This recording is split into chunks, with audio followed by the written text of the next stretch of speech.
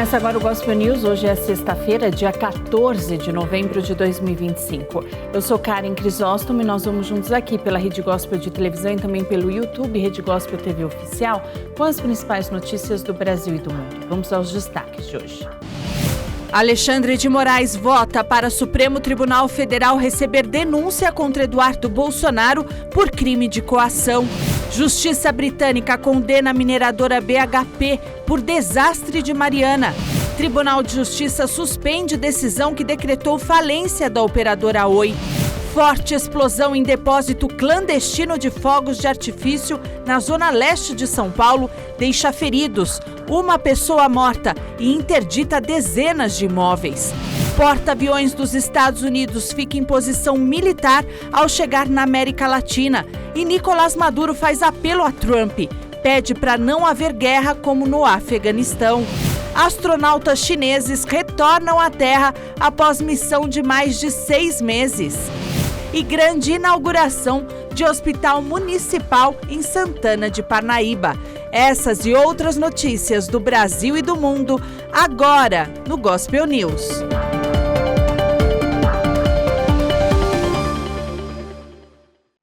Boa noite. A Justiça de Londres decidiu nesta sexta-feira que a mineradora BHP é legalmente responsável pelo rompimento da barragem de Fundão, em Mariana, ocorrido em 2015. A decisão marca um ponto crucial na maior ação ambiental já julgada pela Justiça britânica. Com o reconhecimento da responsabilidade da BHP, o caso segue agora para uma segunda etapa, prevista para começar em outubro de 2026, quando serão definidos os valores das indenizações. Mais de 10 anos após o rompimento da barragem de Fundão, perto de Mariana, em Minas Gerais, a BHP, gigante australiana da mineração, foi considerada responsável pela tragédia. Nesta sexta-feira, o Tribunal Superior de Londres afirmou que considera a empresa estritamente responsável como poluidora pelos danos causados pelo colapso, que deixou 19 mortos e espalhou 40 milhões de metros cúbicos de lama tóxica no Rio Doce, até desaguar no Oceano Atlântico. A decisão abre caminho para bilhões de dólares em indenizações. A questão de perdas e danos para os 620 mil demandantes registrados deverá agora ser objeto de um segundo julgamento, previsto para começar em outubro de 2026. Fazem parte do grupo pessoas físicas, 31 municípios brasileiros, empresas e várias comunidades indígenas. Em nota, o escritório de advocacia que representa o grupo chamou a sentença de vitória histórica, acrescentando que esta é a primeira vez que uma empresa envolvida na tragédia é considerada responsável, o que estabelece um precedente para a responsabilidade corporativa internacional. Segundo os advogados, as vítimas agora podem reivindicar indenizações na Inglaterra. A BHP, que desde o início do processo negou ser contaminadora direta, anunciou em um comunicado a intenção de recorrer da decisão, por considerar a ação no Reino Unido redundante em relação às reparações e indenizações já realizadas no Brasil. A empresa destacou que 240 mil demandantes na ação coletiva britânica já receberam compensação no Brasil e assinaram renúncias completas. A Justiça britânica foi acionada porque a empresa tinha uma de suas sedes estabelecidas em Londres. Os 620 mil demandantes não ficaram satisfeitos com os processos realizados no Brasil, reivindicando 36 bilhões de libras, 250 bilhões de reais em perdas e danos. Em novembro do ano passado, a Justiça brasileira absolveu a BHP, Samarco e Vale, alegando que as provas analisadas não foram determinantes para estabelecer sua responsabilidade. Pouco antes, em outubro, as autoridades brasileiras assinaram com as empresas um acordo de indenização de 132 bilhões de reais. Mas os advogados das vítimas afirmam que o documento envolve menos de 40% dos afetados. No Brasil, o principal processo criminal de Mariana teve uma decisão em novembro de 2024, quando a Justiça Federal absolveu a Samarco, a Vale, a BHP, a consultoria VOG-BR e todos os réus, e ainda segue sem decisão definitiva com parte das ações de reparação incompleta. O recurso do Ministério Público Federal contra a absolvição dos acusados ainda não foi analisado, enquanto crimes pelos quais os réus foram denunciados já prescreveram. Na esfera civil, a reparação foi repactuada em um acordo de 170 bilhões de reais. Uma explosão seguida de um incêndio registrada na noite de ontem no Tatuapé, na zona leste de São Paulo, deixou um homem morto e ao menos 10 pessoas feridas. No imóvel em que ocorreu a explosão, funcionava na parte dos fundos um depósito irregular de fogos de artifício.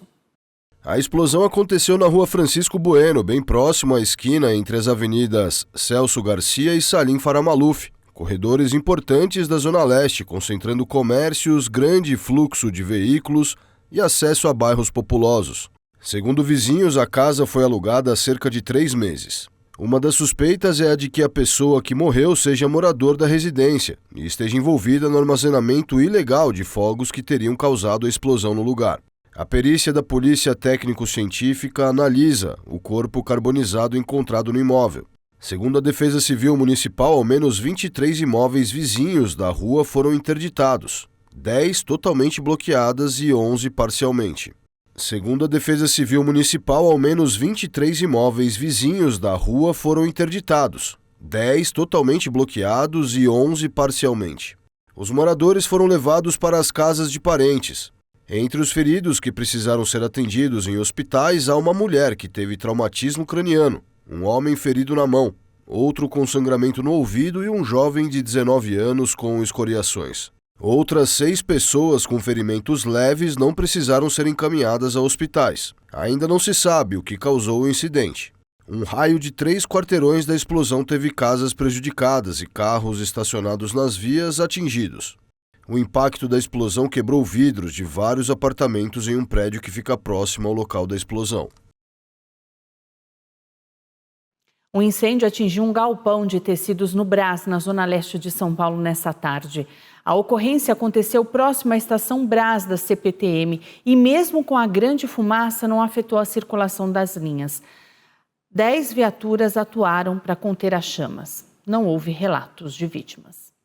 Em Belém, manifestantes marcharam pelas ruas enquanto, a poucos metros dali, representantes indígenas estiveram na zona azul da COP30 para cobrar demarcação e proteção da biodiversidade.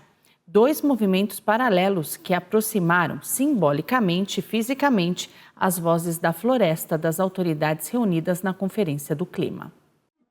Uma marcha iluminou as ruas de Belém do Pará, cidade que cedia a COP30, a Conferência do Clima da ONU. Promovido pelo Conselho Nacional das Populações Extrativistas, o ato, batizado de Porongaço dos Povos da Floresta, reuniu principalmente seringueiros, castanheiros, ribeirinhos, pescadores artesanais, quebradeiras de coco e outros povos e comunidades tradicionais. Poronga é o termo usado para se referir às luminárias de querosene, usadas por esses trabalhadores na cabeça para iluminar o caminho nas madrugadas na Amazônia. A marcha tinha como objetivo exigir a proteção das florestas, direitos à terra e responsabilidade climática. Nós queremos um espaço de fala, um espaço de decisão para mudar a sociedade cada vez mais com justiça, uma sociedade mais justa e igualitária, onde uma sociedade que nos inclua. Ao final do ato, um documento foi entregue à ministra do Meio Ambiente, Marina Silva, que também colocou uma poronga na cabeça. A tecnologia dos indígenas, dos seringueiros, dos ribeirinhos, dos babaçoeiros, dos gerazeiros, das quebradeiras de coco, é o seu próprio modo de vida, que protege floresta, biodiversidade, sequestra carbono. Dentro da Zona Azul, espaço em que líderes de governos e membros da sociedade civil travam as principais discussões da COP30, representantes indígenas puderam reforçar os pedidos por demarcação de terras e proteção da biodiversidade. Quando o território indígena é demarcado, ele para de ser ameaçado. Os nossos territórios indígenas eles são ameaçados constantemente, através do garimpo ilegal, né, da rede petroleira que tem atacado e afetado muito os nossos territórios indígenas. As populações indígenas, nós temos um grande desafio. As populações indígenas representam 5% da população mundial e nós temos um grande dever de resguardar para o planeta 80% de toda a biodiversidade do mundo. Então isso não é pouca coisa. Nós temos a solução de tudo isso é garantir a vida, é garantir quem está lá dentro da floresta. Então que dentro de uma COP precisa ocupar esses espaços, porque só a gente sabe o que passamos, só a gente sente na pele o que a gente passa e também sabemos o caminho, temos tecnologias, temos saberes ancestrais que até hoje possibilita os nossos biomas de pé, as nossas florestas de pé. Iniciada na segunda-feira, a COP30 vai até 21 de novembro. Sob forte vigilância e sob impacto da invasão de manifestantes ocorrida dias antes, a entrada da COP30 voltou a ser bloqueada nesta sexta-feira por um novo protesto indígena. A mobilização expôs uma tensão crescente entre autoridades e povos originários, que pressionaram pelo espaço de diálogo no coração da Conferência Climática. Novo protesto indígena nesta sexta-feira em frente ao local onde acontece a COP30, a Conferência Climática da ONU, sediada na cidade amazônica de Belém do Pará. Dezenas de representantes de povos originários bloquearam a entrada principal da chamada Zona Azul, onde acontecem as discussões entre autoridades e representantes da sociedade civil. Vestidos com suas roupas tradicionais e cocares, os manifestantes promoveram um ato pacífico, acompanhados de perto por forças de segurança. O grupo pediu uma reunião com o presidente Luiz Inácio Lula da Silva para discutir a recente aprovação pelo IBAMA, com apoio do petista, de um grande projeto de exploração de petróleo na margem equatorial, em uma área marítima perto da Amazônia. Ele dá um jeito, é presidente. Tem vários presidentes aqui, ele tem que vir. Vem, Lula, mostra a sua cara, vem aqui, a gente quer conversar com você. Pelo menos ouvir você. Porque esse presidente é 4 anos, 8 anos e volta para sua vida normal. E nós, como vamos ficar sem a nossa demarcação? E nós como vamos ficar com a mineradora na nossa terra, com o petróleo na nossa terra? Com a venda do nosso rio? É a vida toda, é o futuro da nossa geração. O presidente da COP, André Corrêa do Lago, e a diretora-geral, Ana Toni, se reuniram com os indígenas e seguiram com alguns deles para uma reunião em um tribunal próximo à sede da COP. O protesto gerou grandes filas, com várias pessoas encontrando dificuldade para acessar o pavilhão principal do evento. Os milhares de participantes da COP30 tiveram que usar uma entrada lateral após passar por um posto de controle operado por militares.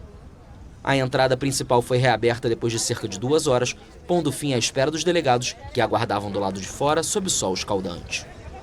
A segurança no local foi reforçada desde a véspera, em resposta às críticas feitas pela ONU. A Polícia Federal sugeriu ao Supremo Tribunal Federal que inclua o tenente-coronel Mauro Cid, ex-ajudante de ordens de Jair Bolsonaro, em um programa de proteção a testemunhas. Mauro Cid firmou um acordo de delação premiada no caso da ação penal que investiga os atos de 8 de janeiro. Segundo a Polícia Federal, a ação é indispensável à preservação da integridade física do réu e dos seus familiares. A Justiça italiana marcou a audiência sobre a extradição da deputada federal Carla Zambelli para o dia 27 de novembro, na Corte de Apelação de Roma, às 9 horas pelo horário de Brasília. Ela foi detida pela polícia italiana no dia 29 de julho, depois de fugir do Brasil em junho pela fronteira com a Argentina, e está presa cautelarmente. Em audiência decisiva, o representante do Ministério Público italiano será o primeiro a se manifestar, seguido pelo representante brasileiro e depois pela defesa da deputada. Zambelli também está liberada para falar. Depois da audiência na Corte de Apelação, a palavra final vai caber ao Ministério da Justiça da Itália. O ministro Alexandre de Moraes do Supremo Tribunal Federal votou nesta sexta-feira a favor de receber a denúncia contra o deputado federal Eduardo Bolsonaro e torná-lo réu na corte. Eduardo é acusado de tentar interferir fora do país no julgamento de um processo que envolve o pai, o ex-presidente Jair Bolsonaro. Segundo a Procuradoria-Geral da República, Eduardo Bolsonaro é acusado de tentar interferir fora do país, no julgamento de um processo que envolve o ex-presidente Jair Bolsonaro, o que configura crime de coação no curso do processo. Nesta etapa, os ministros vão decidir se aceitam a denúncia. Se aprovarem, será aberta a ação penal contra Eduardo Bolsonaro. Caso rejeitem, o processo será arquivado. Alexandre de Moraes é o ministro relator, portanto, abriu a votação. Além dele, também se manifestam os demais integrantes da primeira turma, Cristiano Zanin, Carmen Lúcia e Flávio Dino.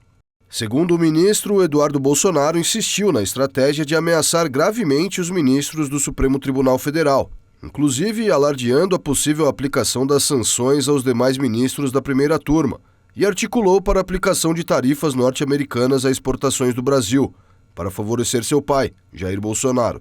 A denúncia diz que a PGR concluiu que Eduardo Bolsonaro e Paulo Figueiredo cometeram o crime de coação no curso do processo. A pena prevista é de 1 a 4 anos de prisão. A análise vai até 25 de novembro. a não ser que ocorra um pedido de vista, que seria mais prazo para análise, ou destaque, que leva o caso para a sessão presencial.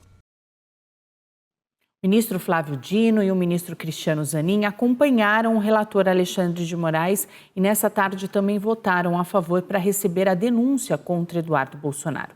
Com os votos, formou-se maioria para aceitar a denúncia da Procuradoria-Geral da República contra Eduardo Bolsonaro. O secretário de Estado dos Estados Unidos, Marco Rubio, usou uma rede social para se manifestar sobre um encontro com o ministro das Relações Exteriores do Brasil, Mauro Vieira. Os dois se reuniram em Niágara, no Canadá, para tratar sobre a questão do tarifaço. Rubio e Vieira foram para o Canadá a fim de participar de agendas relacionadas ao G7. Na rede social X, Rubio publicou uma foto e disse que foram discutidos assuntos de importância mútua e um quadro de reciprocidade para a relação comercial entre os Estados Unidos e o Brasil. O ministro das Relações Exteriores, Mauro Vieira, afirmou que os Estados Unidos podem apresentar uma resposta à proposta brasileira para reduzir as tarifas de 50% impostas pelo governo Donald Trump a produtos nacionais. A fala ocorreu após o encontro entre os dois em Washington. Estados Unidos anunciaram acordos comerciais com Argentina, Guatemala, Equador e El Salvador, que permitirão reduzir o custo de produtos como banana e café para os consumidores norte-americanos. Os Estados Unidos anunciaram acordos comerciais com Argentina, Guatemala, Equador e El Salvador. Esses acordos permitirão reduzir o custo de produtos como banana e café para os consumidores americanos. Os 4 países latinos concordaram em abrir seus mercados a produtos americanos em troca de uma redução das tarifas sobre suas exportações para os Estados Unidos, entre elas as agrícolas, informou a Casa Branca em seu site. Esta é a série mais recente de acordos fechados desde que o presidente Donald Trump lançou sua guerra tarifária em abril. Como consequência, os preços de produtos como banana e café no mercado americano podem diminuir, em meio à insatisfação dos consumidores com o aumento do custo de vida no segundo mandato de Trump. Um funcionário de alto escalão americano afirmou que a expectativa é de que haverá efeitos positivos nos preços de produtos como café, cacau e banana.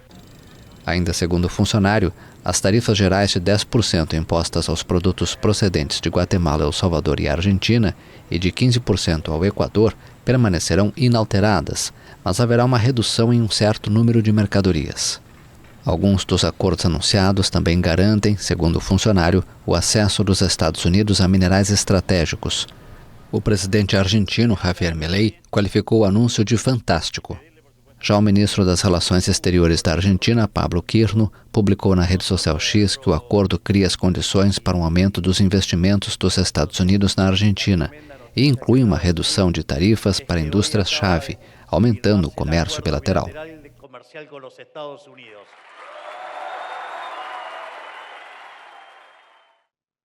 O navio militar russo Karelia, usado para espionagens, foi visto a alguns quilômetros da costa do Havaí, nos Estados Unidos.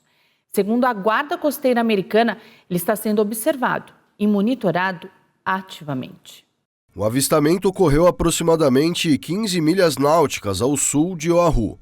O navio está desde o dia 29 de outubro pela região. Apesar disso, os Estados Unidos informaram sobre o caso apenas hoje. A Guarda Costeira informou que desde então vem monitorando o navio de inteligência russo da classe Vishnya. A Guarda diz que as embarcações militares estrangeiras possuem permissão para operar fora das águas de outro país, desde que estejam a 12 milhas náuticas da costa.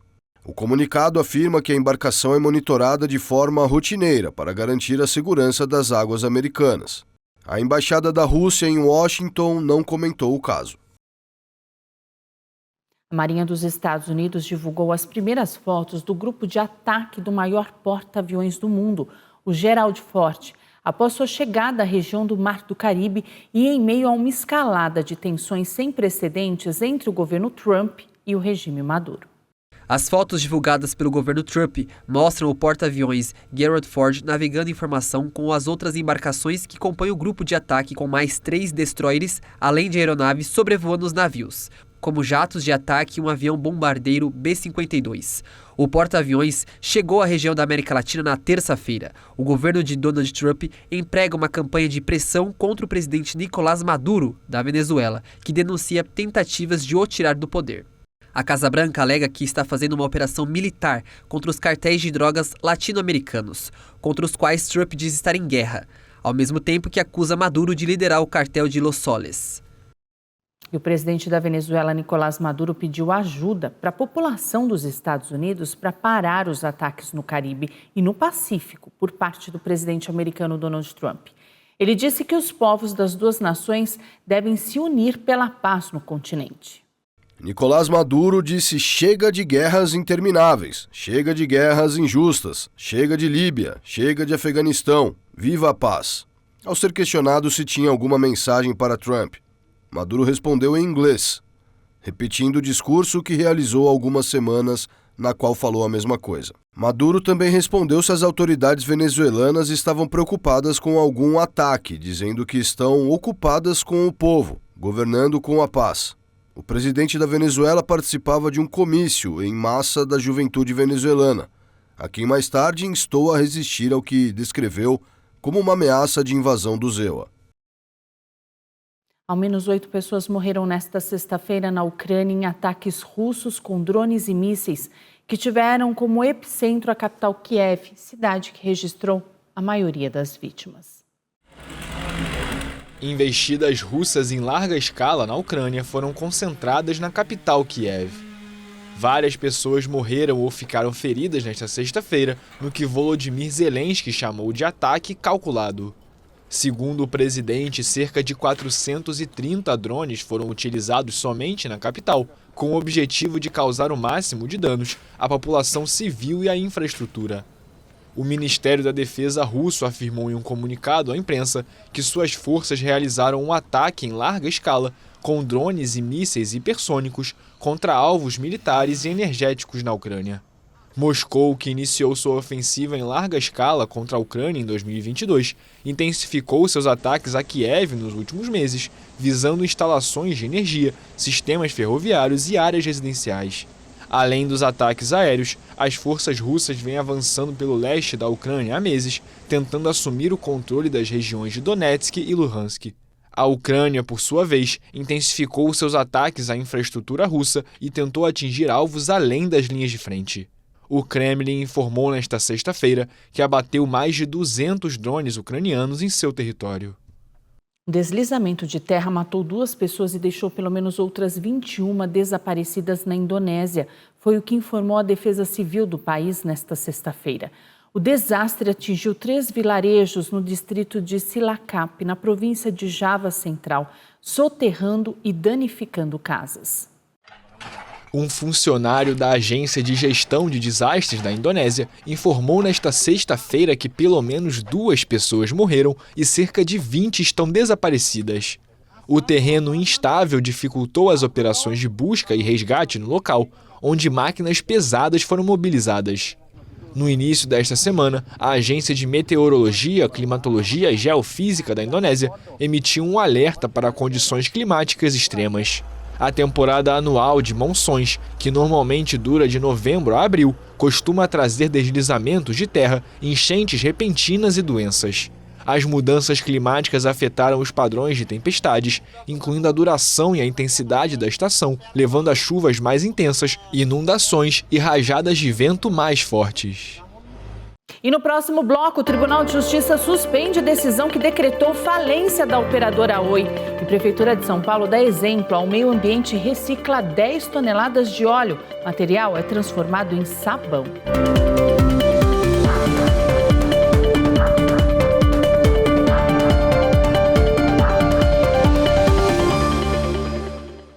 Santana de Parnaíba, uma das cidades mais antigas do Brasil, celebrou seus 445 anos de fundação nesta sexta-feira com a entrega de uma das obras mais aguardadas pela população, o Hospital e Maternidade Municipal Santa Ana. A cerimônia oficial de inauguração contou com a presença do presidente internacional da Marcha para Jesus, apóstolo Esteve Hernandes, que fez uma oração de abertura e destacou a importância de cuidar da população e amparar os mais necessitados. O governador de São Paulo, Tarcísio de Freitas, também esteve presente no evento de inauguração. No dia em que comemora 445 anos, a cidade de Santana de Parnaíba ganhou um presente muito aguardado: a inauguração do novo Hospital e Maternidade Municipal Santa Ana. Construída com recursos próprios da Prefeitura, a unidade é considerada um marco na saúde pública do município. O evento foi aberto com uma oração conduzida pelo presidente internacional da Marcha para Jesus, apóstolo Esteve Hernandes, que destacou a importância de cuidar da população e amparar os mais necessitados. Peço também a tua bênção, Pai, ó Deus, sobre todos aqueles que voluntariamente, ó Deus, se manifestam estendendo a mão. Que a tua graça, a tua bênção seja sobre cada um, sobre esta cidade. Nós consagramos este ato a ti, em nome do Pai, do Filho e do Espírito Santo de Deus. Amém. Com 14 mil metros quadrados de área construída e capacidade para 200 leitos, o novo hospital contará com pronto-socorro adulto e infantil, centro cirúrgico, unidades de internação, UTI e exames de imagem de alta tecnologia, incluindo raio-x, ultrassonografia, tomografia computadorizada e ressonância magnética. A inauguração reuniu autoridades municipais e estaduais. O governador de São Paulo, Tarcísio de Freitas, e o prefeito Elvis César acompanharam a entrega da unidade e destacaram a importância do investimento para a região. Fico feliz de saber que o cidadão que vai chegar aqui vai ter um atendimento num padrão de um hospital privado, que não vai deixar, que não fica devendo nada. Hospital muito bem equipado, muito bem estruturado, que nasceu aí da ousadia, da coragem da Prefeitura de Santana de Parnaíba, e a gente vai ajudar agora no custeio com a tabela SUS paulista. Aqui vai ter a tabela SUS paulista. Isso aí é bom para dar sustentabilidade financeira, previsibilidade. E não tinha maneira de começar melhor, com uma oração, levando os pensamentos a Deus, pedindo a proteção de Deus, agradecendo a Deus por essa bênção. E foi muito legal ter o apóstolo hoje aqui na inauguração do hospital. A emoção vem de 20 anos de vida pública, onde a gente luta muito e Deus faz coisas nas nossas vidas espetaculares, que é um hospital. A gente conseguir entregar um hospital municipal, como o governador salientou, e a ousadia, a preocupação, tudo isso que não perde para nenhum hospital de uma rede privada, é a maior felicidade que existe. Eu quero agradecer ao apóstolo Hernandes, que tem sido generoso em oração e intercessão pela nossa cidade. Agradecer todo o povo de Deus que tem orado muito por nós, e agora é fazer, porque o melhor está por vir. Vamos fazer o melhor e está um hospital entre os melhores do país. Inicialmente, o novo hospital vai assumir toda a demanda do pronto atendimento médico Santa Ana adulto, do pronto-socorro infantil e da antiga maternidade. As cirurgias eletivas começam em dezembro e os demais serviços serão ampliados gradualmente conforme a demanda. Para mim, que estou gestante, é muito importante ter uma maternidade aqui em Santana. A gente não precisa sair para fora do município, para ser atendida. E estou muito feliz, com essa inauguração, que já estou próxima de ganhar meu bebê, já estou de 8 meses. Então, qualquer emergência que tiver, eu já venho para cá. Eu, como profissional da saúde, eu me sinto honrada ter um hospital como esse. Eu trabalho aqui há 23 anos e já é um sonho do parnaibano que mora aqui. É um sonho de quem trabalha também, A gente poder dar uma assistência melhor para aquele que precisa da gente.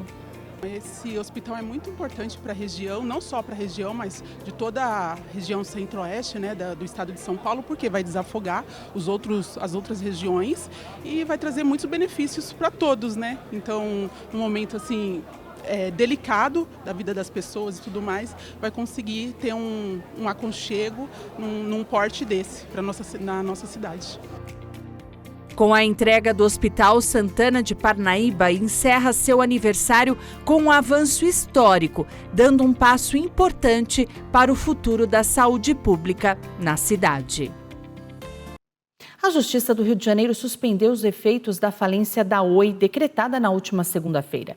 A decisão atende a um pedido do Itaú, um dos maiores credores da operadora. A decisão assinada pela desembargadora Mônica Maria Costa, da Primeira Câmara de Direito Privado do Tribunal de Justiça do Estado do Rio de Janeiro, pede a suspensão da falência e, com isso, o processo volta ao modelo de recuperação judicial, com continuidade do plano aprovado pelos credores em 2024 e com uma liquidação organizada dos ativos do Grupo Itaú, um dos maiores credores da operadora Oi. Esse formato é considerado menos prejudicial, tanto aos credores quanto à prestação dos serviços da companhia. No recurso apresentado, o Itaú afirmou que a Oi não conseguiu cumprir o plano de recuperação judicial, por não ter vendido ativos importantes, as chamadas unidades produtivas isoladas. Para o banco, decretar a falência agora causaria prejuízos potencialmente mais graves, não apenas aos credores, mas ao interesse público, já que a empresa ainda presta serviços essenciais. A decisão ainda diz que a Oi passou por 2 recuperações judiciais desde 2016 e que um novo pedido de ajustes no plano, apresentado em 2025, ainda está em análise e que é cedo para decretar falência enquanto existirem alternativas de reestruturação. As famílias fundadoras da FMU, Faculdades Metropolitanas Unidas, apresentaram à Justiça um pedido para que a recuperação judicial da instituição seja convertida em falência. O pedido de falência foi feito no último dia 3 de novembro pelas famílias Alves da Silva e Fioravante. Elas fundaram a FMU e são proprietárias de 18 prédios utilizados pela instituição. A alegação dos fundadores da FMU é a de que a instituição não vem pagando aluguel e IPTU desses locais desde que o pedido de recuperação judicial foi aceito pela Justiça, em março deste ano. A dívida acumulada no período já ultrapassou 40 milhões de reais. A dívida total seria de cerca de 300 milhões de reais. Os ex-proprietários da FMU dizem que a recuperação judicial da instituição, em andamento desde março, é um mero instrumento de postergação do inevitável. No caso, a falência da FMU. Desde 2020, a FMU pertence ao fundo de investimento Farallon, que assumiu o controle da empresa como parte do acordo de compra da Laureate, grupo norte-americano que adquiriu a faculdade em 2013, pela Ânima Educação. O descarte indevido do óleo vegetal gera um grande impacto no meio ambiente.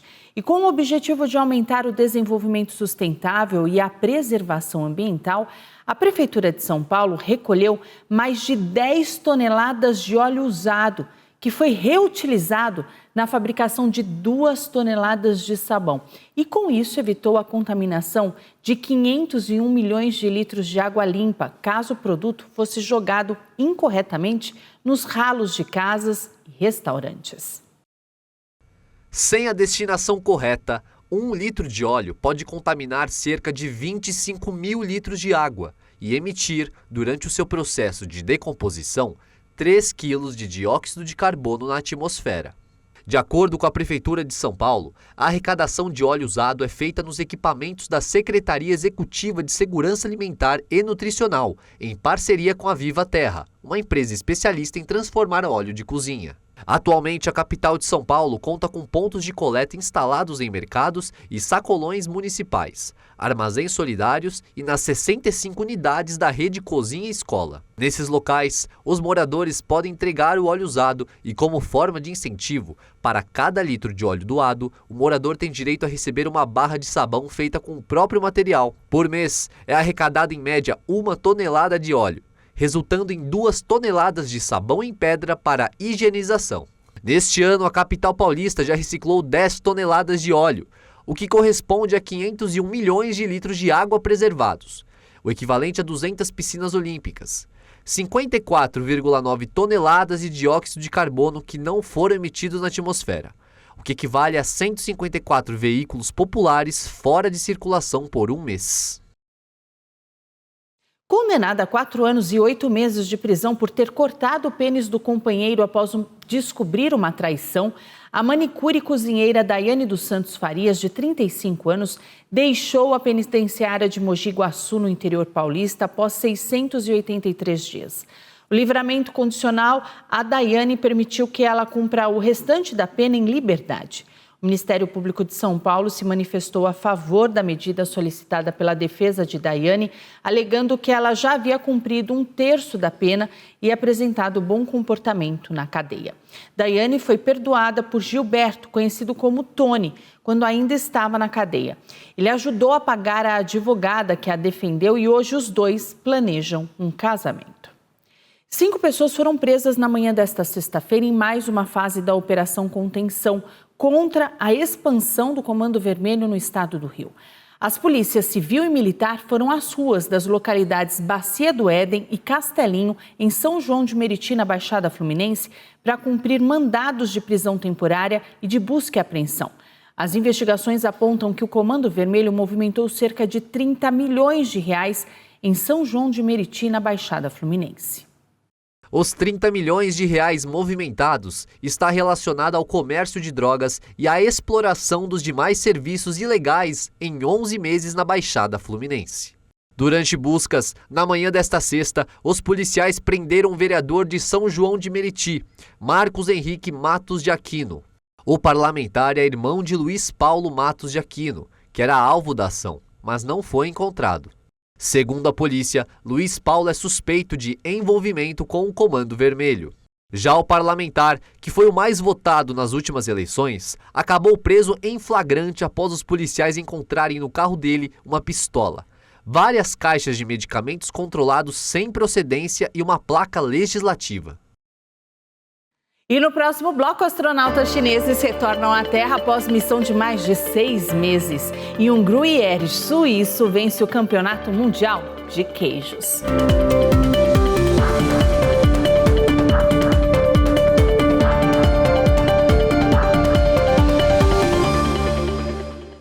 Três astronautas chineses retornaram à Terra após mais de 6 meses na Estação Espacial Tiangong.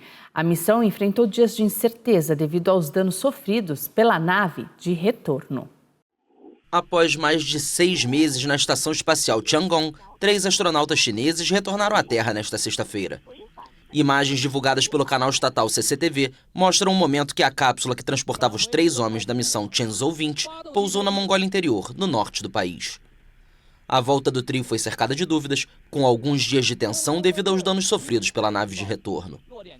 Prevista para o dia 5 de novembro, a viagem rumo à Terra foi adiada, após a detecção de um possível impacto de pequenos detritos espaciais no transporte.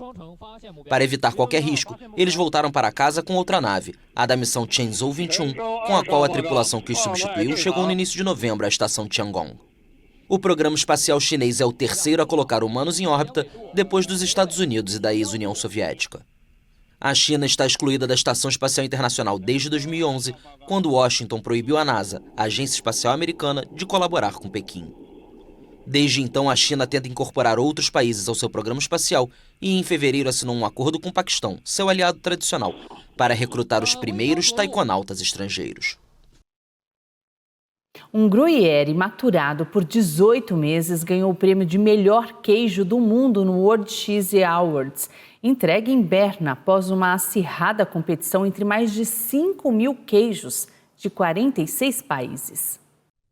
Um queijo gruyère suíço maturado por 18 meses ganhou o prêmio de melhor queijo do mundo no World Cheese Awards, realizado em Berna na quinta-feira. O gruyère vencedor, que um membro do júri descreveu como perfeito e inesquecível, foi produzido na queijaria de montanha Vorderfutgen, na região pré-alpina de Ganstricht, entre Berna, Freiburg e Thun. A queijaria é especializada na produção de gruyère, com denominação de origem protegida. É uma grande honra e estou simplesmente encantado. Esta foi a primeira vez que o World Cheese Awards, criado pela British Guild of Fine Food em 1988, foi realizado na Suíça, um país que já havia vencido a disputa 5 vezes antes desta edição. O júri, composto por 265 especialistas de várias partes do mundo, degustou 5.244 queijos de 46 países. Acho que a graça está na enorme variedade de queijos. Temos queijos bem jovens, azuis, duros. Temos todos os tipos. Isso torna tudo muito interessante. E quando você pensa que seu paladar está um pouco cansado, surge um queijo que surpreende. Essa é a graça do World Cheese Awards. A próxima edição do World Cheese Awards será realizada na cidade de Córdoba, no sul da Espanha. O Brasil enfrenta a seleção de Senegal em um amistoso internacional nesse sábado, à 13h pelo horário de Brasília. O jogo acontece em Londres. A principal novidade vai ser a volta de Éder Militão na lateral direita. Também no sábado teremos jogos atrasados do Brasileirão pela 12ª rodada. O Sport enfrenta o Flamengo na Arena Pernambuco às 6h30. Mais tarde, às 9h, teremos Clássico Paulista. O Santos enfrenta o Palmeiras pela 13ª rodada no estádio da Vila Belmiro. A expectativa de casa cheia, 13 mil ingressos já foram vendidos. Sábado é dia de Marcha para Jesus em Poá. A concentração começa às 14h na Praça da Bíblia, de onde os participantes seguirão em uma grande caminhada de fé, adoração e louvor até a Praça de Eventos de Poá. A programação contará com shows de Nair Nani, Samuel Eleutério, Marcelo Gonçalves, Renascer Praise e muito mais. O evento também terá a participação especial do presidente internacional da Marcha para Jesus, apóstolo Esteve Hernandes, que estará presente celebrando esse grande momento de unidade e fé. Então, participe e viva essa experiência de comunhão e adoração. O Gospel News desta sexta-feira fica por aqui. Eu desejo a todos vocês uma ótima noite, um excelente final de semana. Segunda-feira nós estamos de volta a partir das 7 com as principais notícias do Brasil e do mundo. E até lá você fica muito bem informado no YouTube Rede Gospel TV Oficial e também no Spotify Gospel News em 3 minutos. Uma boa noite para todos vocês, um abençoado final de semana.